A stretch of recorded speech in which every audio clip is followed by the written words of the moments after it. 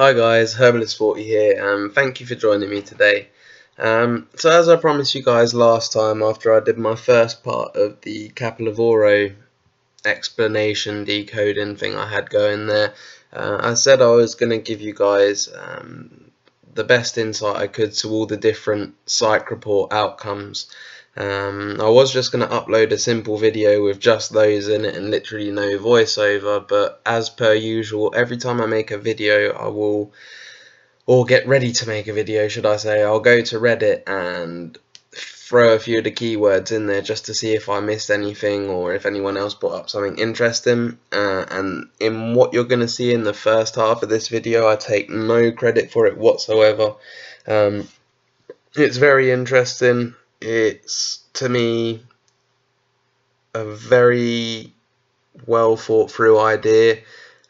He makes his case very strongly, although he does say that he's uncertain on a couple things. The dude again is called Rios, and I'd like to say, I often say I'll put links in the description below and end up forgetting to do it. I won't do it in this case because this guy has a lot to say to make his case basically, and I don't want to overstep and make something he said seem underestimated or anything along those lines. So basically what I'm going to do here is just like shout out the basics of what he basically discovered, I'll say, because it helps me in what I'm looking into right now. But as of the complex backing up of his theory, I'm going to leave that to his Reddit post because he did it quite beautifully himself, and to be quite honest, I don't think I know enough about coding and script to be able to explain exactly how he confirms all this to be pretty much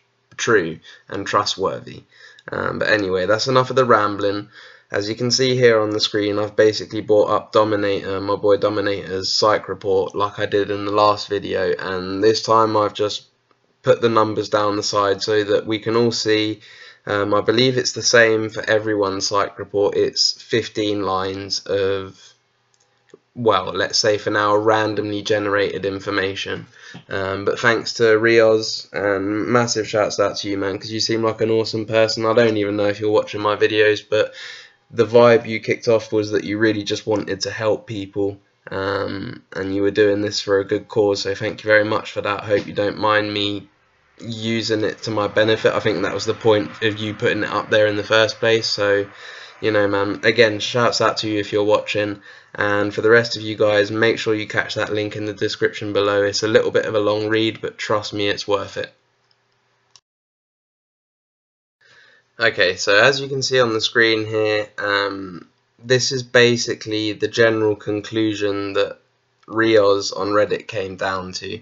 And again, he does say that some of this he's not 100% on, but essentially he has proved all of this to be more or less true within a certain degree, even if he might be slightly mistaken on the way he's worded it. Yeah, there's no way of denying it. The way he brought it to the table, to me, is 100%. We can't neglect this. So basically, number 1, according to his research and looking through the code and script, resulted in basically the first line being a randomly generated intro string. Now my input is it might not be quite as randomly generated as just like pure randomness. Maybe it is an overall generation, like depending on what psych report you did get in total. Maybe the first one is determined kind of off the just the general gist of what you did and accomplished. Do apologise about the big ass lorry driving past. Next to that, line number 2, the response is generated based on the final mission choice, i.e. whether you chose to kill Trevor, Michael, or whether you chose the third option, which was to save both of them and Franklin and go ahead and take out their enemies. Number 4, has the player spent more than 1 million combined between all 3 characters?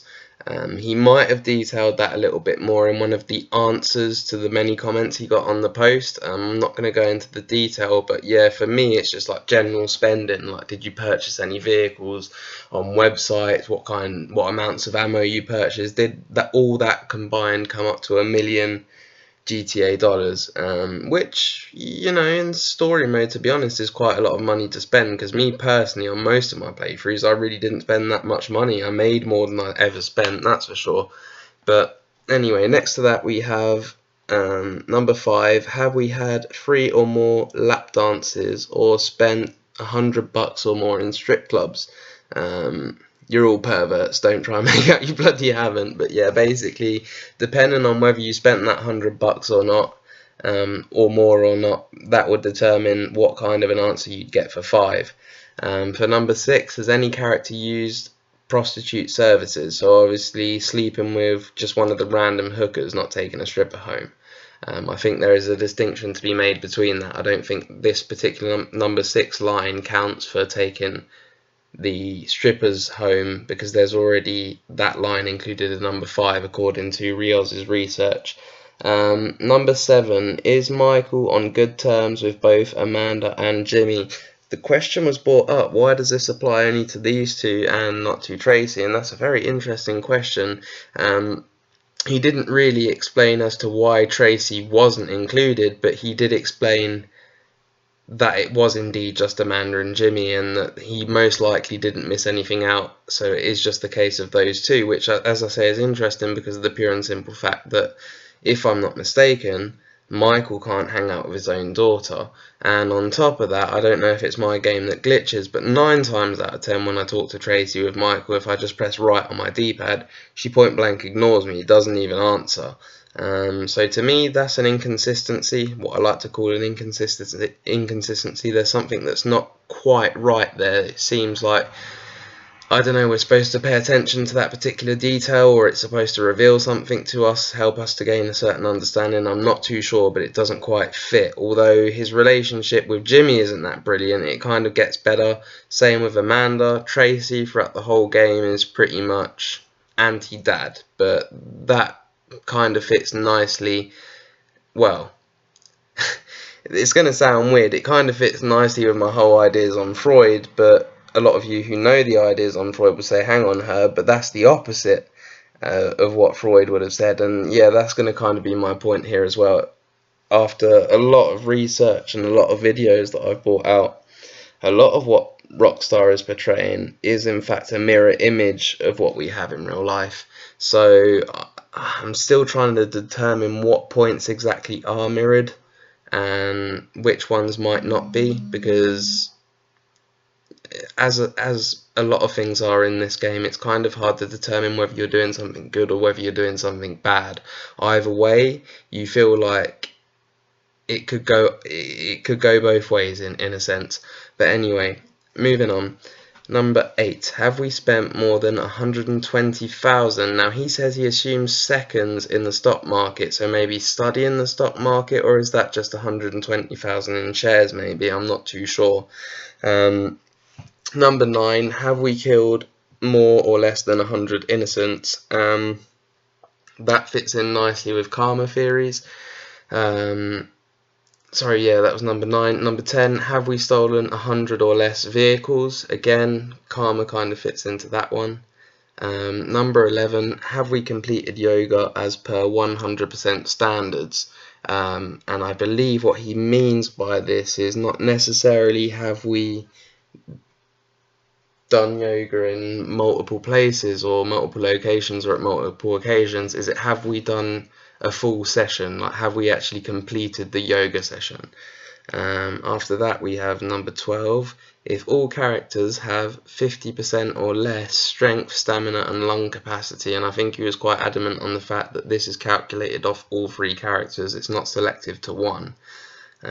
Next up we have number 13, have we completed 10 random events, which would be all the bullshit that appears on little blue studs on the map, like Trevor's incident with the English couple, and all sorts of missions like that. So have we completed at least 10 or maybe less than those random events?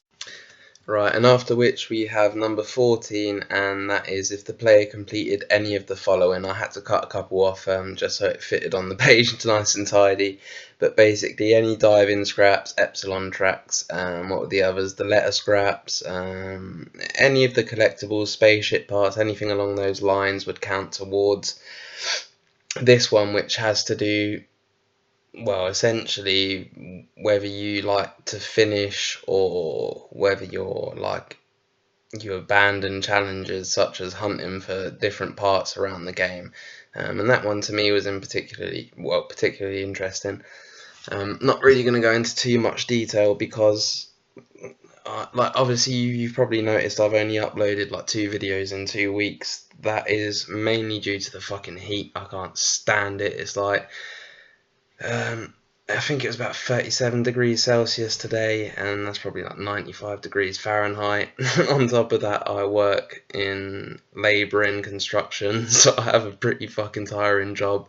And to be honest with you, the past couple of weeks I just haven't had time to put my ideas into videos.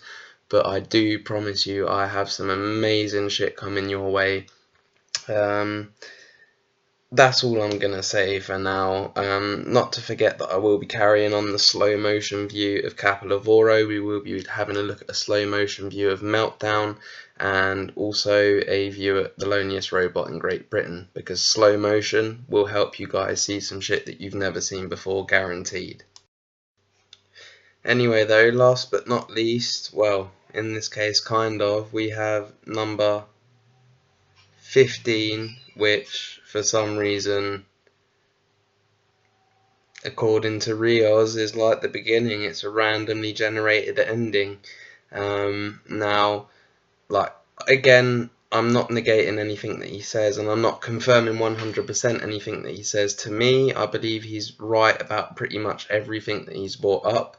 And again, he made a very strong case towards that, which is why, again, I encourage you all to click on the link that I'll be providing in the description below, because his explanation will be far more detailed than what I could even attempt to do. But as far as the first line and the last line, I'm not feeling it's that random. I think that the first and last lines, so number 1 and number 15, will be pretty much based on your overall psych report between those lines, so the 13 other lines basically. Anyway people, that's pretty much it from me today. My boss hasn't answered my message, so there's a strong chance I won't be working tomorrow. Usually that's the case. If so, we will be taking a look at part 2 of my Capilavoro reveal and slow motion. But until then, I'm just going to leave you for the next part of the video in silence, or I might add a little bit of a track over there from my boy Bangladesh Productions. However, to make the clip not too stupidly long, I put I've put all the possible outcomes of each line that I could find. Now, there possibly might be 1 or 2 missing. I think I did a pretty good job. Like, I confirmed through Reddit, through GTA forums, I had a good look. This seems to be like the overall list for each line. Some lines took 2 or 3 pages worth of, like, just for one line. Some lines only have 1 page worth of options. So I just put them all on 10 seconds each. I would advise you to pause and just read, click play, and it should cycle through quite quickly for you. But that's it from me, guys. As you can see, it's already on screen. Until next time, take it easy and see ya.